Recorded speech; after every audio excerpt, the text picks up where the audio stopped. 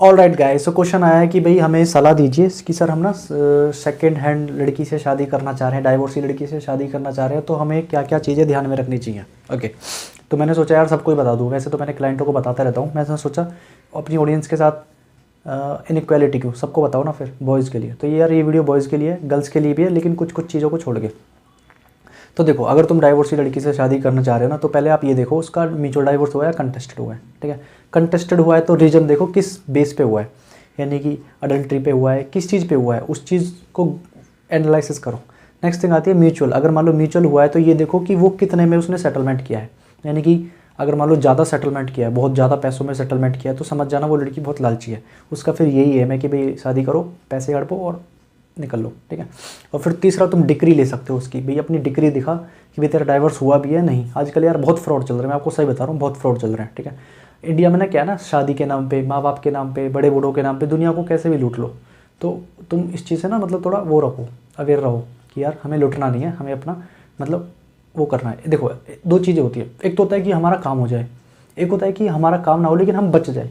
जैसे कि मान लो मैं जिम जाता हूँ, ठीक है, फॉर एग्जाम्पल मैं जिम जा रहा हूँ, एक होता है मेरी बॉडी बन जाए, एक होता है कि मेरे को इंजरी तो ना हो, कम से कम मान लो बॉडी बने ना बने लेकिन मेरे को और दिक्कत तो ना हो। सिमिलरली एक होता है तुम्हारी शादी हो जाए, चलो मान लो शादी नहीं हुई लेकिन तुम धोखे से तो बच जाओ। बहुत बार क्या होता है, आपने देखी होंगी वीडियोस पुरानी वाली, लड़की के पेट में किसी और का बच्चा है, शादी के अगले दिन बच्चा हो रहा है, लड़की किन्नर निकल रही है, बाद में लड़कों को पता चल रहा है, चूतियाओं को, फिर बाद में उनको ही ब्लैकमेल करते हैं, लड़की वाले लड़कों को ही ब्लैकमेल करते हैं, ये डाल देंगे वो डाल देंगे। तो भाई सबसे बढ़िया prevention is better than cure, यानी परहेज ही अच्छा है इलाज से। और हमारी जो सारी वीडियो परहेज वाली होती है कि भाई तुम पहले ही प्रिकॉशन ले लो। ठीक है, समझ रहे हो ना। अब नेक्स्ट थिंग आती है, हाँ आपने अमाउंट देख लिया, कितना अमाउंट लेके आइए वो देख लो कि भाई ताकि पता चल जाए कि लड़की कितनी लालची है या उसके घर वाले लालची हैं या नहीं है। ठीक है, और नेक्स्ट थिंग आती है कि उसका ना वो देखो मेडिकल वो करवा लिया करो आप एग्जामिनेशन कि भाई इसमें क्या कोई प्रॉब्लम तो नहीं है। बहुत बार होता है कि जैसे लड़की माँ नहीं बन पा रही, छोड़ देते हैं, या फिर लड़की को कोई ऐसी दिक्कत है जिससे उसको दिक्कत होती है, भाई प्रेगनेंसी में दिक्कत होती है, तो वो चेक कर लो आप कि भाई अब आप उससे मांग सकते हो मेडिकल सर्टिफिकेट। ठीक है, इवन आप खुद भी करवा सकते हो। अगर वो मना कर रही है कि भाई मैं नहीं करवाऊंगी, तो फिर आप उसको डिले ही कर दो कि भाई जाओ। ये उनके लिए जो डाइवोर्सी लड़की से शादी करना चाह रहे हैं। ठीक है, होता है ना जैसे कभी कभी, उनके लिए ये, तो आप उससे कह सकते हो। अगर मान लो वो मना कर रही है कि भाई ये तो मेरा प्राइवेसी है, अरे भाई क्या प्राइवेसी, जब शादी के बाद जब शादी के बाद तुम सब कुछ करोगे तो भी तो प्राइवेसी हनन होती है ना। तो उससे पहले देखने में क्या जा रहा है, देखने में in the sense medical report, कुछ और नहीं, मेडिकल रिपोर्ट की हाँ भाई ये फिट है नहीं है। तो ये सब आप ध्यान रखो। और सिमिलरली लड़की के लिए क्या देखना है, लड़की को देखना है कि भाई वो बंदा फिजिकल फिट है या नहीं, यानी इंपॉर्टेंट तो नहीं है।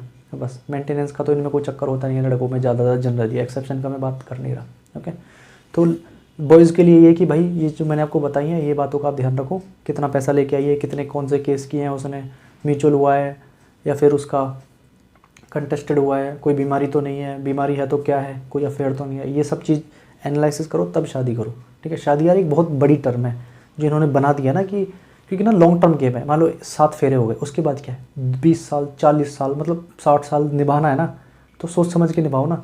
जब तुम एक चीज़ लेते हो 10 बार गूगल पे रिव्यू देखते हो, यूट्यूब पे ट्यूटोरियल देखते हो, कौन सी गाड़ी लें, क्या ले, कैसे बनाए, तो जब शादी करते हो तो इसमें भी देखो ना। देखो लेन देन है यार, कुछ सोचते ना भी शादी पवित्र रिश्ता है, अजी घंटा कुछ नहीं है, सब कॉन्फ्लिक्ट है। कॉन्फ्लिक्ट समझते हो, लेन देन क्या, फिजिकली, मेंटली, सोशली, सेक्सुअली, यानी कि सब कुछ चल रहा है तो निभेगा, अदरवाइज नहीं निभेगा। अगर मान लो हस्बैंड वाइफ है, सेक्सुअली वो ना करे उसको तो टूट जाएगा, फाइनेंशियली ना करे टूट जाएगा, इमोशनली ना करे तो टूट जाएगा, दोनों तरफ से। तो क्या है, लेन देन हुआ ना, हैंड्स प्रूफ लेन देन हुआ ना, कॉन्फ्लिक्ट हुआ ना, गिव एंड टेक हुआ ना, तो फिर शर्माने वाली क्या बात है, सीधा बोलो ना भाई, जो भी है सीधा बोलो। मतलब शादी एक सिविल कॉन्ट्रैक्ट एक तरह से देखा जाए तो, हालांकि ये हिंदू लॉ एक्सेप्ट नहीं करता पर ये है। ठीक है, प्रैक्टिकल में और लॉ में फ़र्क है ना। So I hope you got the answer. Okay bye. बेड़ा गल्ले बेनी बाप तेरा नल्ला है, लोड़ा हुक्का मेरा